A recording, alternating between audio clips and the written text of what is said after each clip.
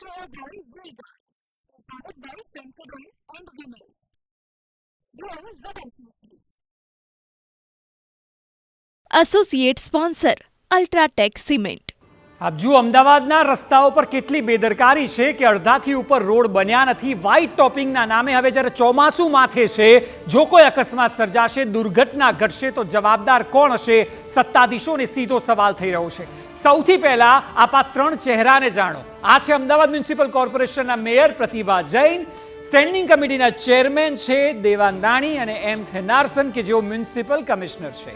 સવાલ એ છે કે શું આ ત્રણને સમસ્યા નથી દેખાતી? અમદાવાદના લોકો હેરાન થઈ રહ્યા છે. એક સાઈડનો રોડ બ્લોક કરાયો છે, અનઇવન રસ્તા થઈ ગયા છે.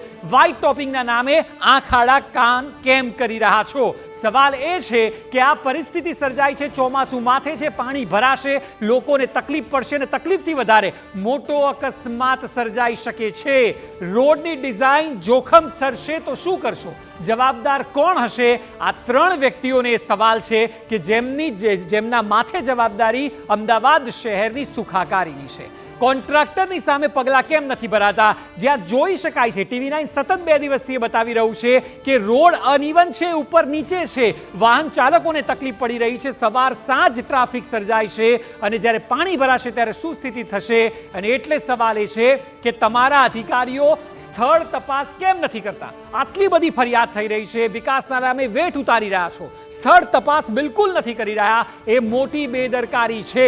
અને જે પ્રશ્ન સૌથી મોટો, કારણ કે ચોમાસામાં હંમેશાથી પાણી ભરાય છે, તે તો આપ સુવિધા નથી આપી શક્યા. પ્રી મોન્સૂન કામગીરીના નામે માત્ર વાતો કરો છો, પરંતુ હવે વધુ ઉપાધિ આપે ઊભી કરી છે, ને એ છે વ્હાઇટ ટોપિંગ રોડ. ચોમાસામાં રોડને લઈને જે સ્થિતિ સર્જાશે ત્યારે જવાબ કોણ આપશે? એસી કેબિનમાં બેઠા છો, એ છોડીને રસ્તા પર આવો તો ખ્યાલ આવે કે પ્રજા કેટલી પરેશાન થઈ રહી છે અને તે માટે જવાબદાર માત્ર ને માત્ર તમે છો. આ તમામ બાબતો ચોક્કસ છે અને એ વિષય પર વધુ માહિતી આપી રહ્યા છે TV9 સંવાદદાતા જિગ્નેશ પટેલ. જિગ્નેશ, છેલ્લા 2 દિવસથી વ્હાઇટ ટોપિંગને લઈને જે રિપોર્ટિંગ આપ કરી રહ્યા છો અને સતત આપણે બતાવી રહ્યા છે, આ સમસ્યા બહુ મોટી છે અને ચોમાસું જ્યારે માથે હોય ત્યારે દેખાય છે તેના કરતાં વધુ મોટી સમસ્યા સર્જાઈ શકે છે.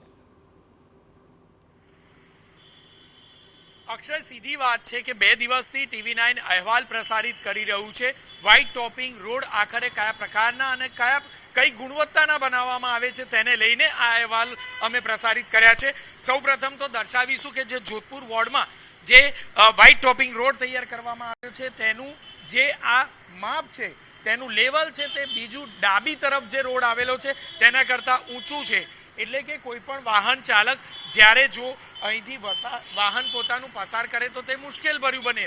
પોતાની કામગીરી પર પડદો નાખવા માટે કેટલાક વિસ્તારમાં વાહનોને ક્રોસ કરવા માટે કપચી ઠાલવી દેવામાં આવી, જેથી કરીને કોઈ પણ પ્રકારે સ્થાનિકો આ બાબતનો વિરોધ ન કરે. પરંતુ કપચી નાખવાથી કોઈ પણ પ્રકારનું સોલ્યુશન નથી, કારણ કે જે રીતે વચ્ચે પ્લાન્ટેશન માટે જગ્યા રાખવાની હોય, જે બાબતનો ઉલ્લેખ કોન્ટ્રાક્ટમાં પણ કરવામાં આવ્યો હોય છે, કોન્ટ્રાક્ટર સાથે કરવામાં આવ્યો છે, ટેન્ડરમાં ઉલ્લેખ હોય છે, પરંતુ આ બાબતે કોઈ પણ પ્રકારે યોગ્ય રીતે ટેન્ડરની પણ જે નીતિ નિયમો છે તેને ઘોડીને પી ગયેલા કોન્ટ્રાક્ટરો મનસ્વી નિર્ણયથી આખરે રોડ. તો સવાલ એ છે જિગ્નેશ કે જે પણ કોન્ટ્રાક્ટર હોય, કાર્યવાહી કેમ નથી થઈ રહી? જો આપણે જોઈ શકતા હોય કે આ ખરેખર ટ્રાફિક અને સિવાય અકસ્માત સર્જી શકે એટલા ગંભીર રોડ રસ્તા બનાવી દીધા છે, તો કોન્ટ્રાક્ટરો સામે પગલાં લેતા કોણ રોકે છે આપને?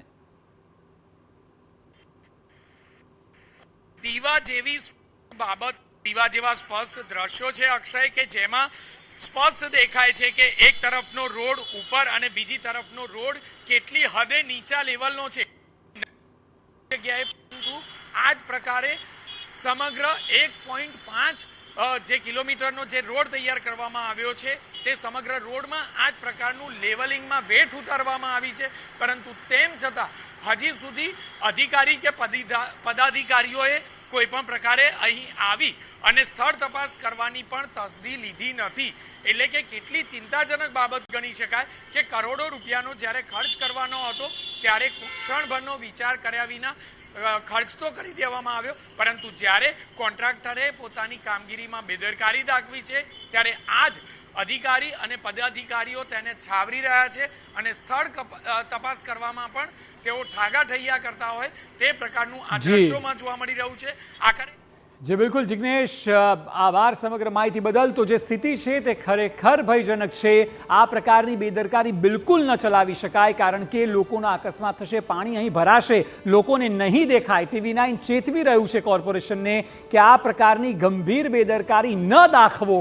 જ્યારે અહીં પાણી ભરાશે ત્યારે શું સ્થિતિ સર્જાશે અને એનું જવાબદાર કોણ હશે?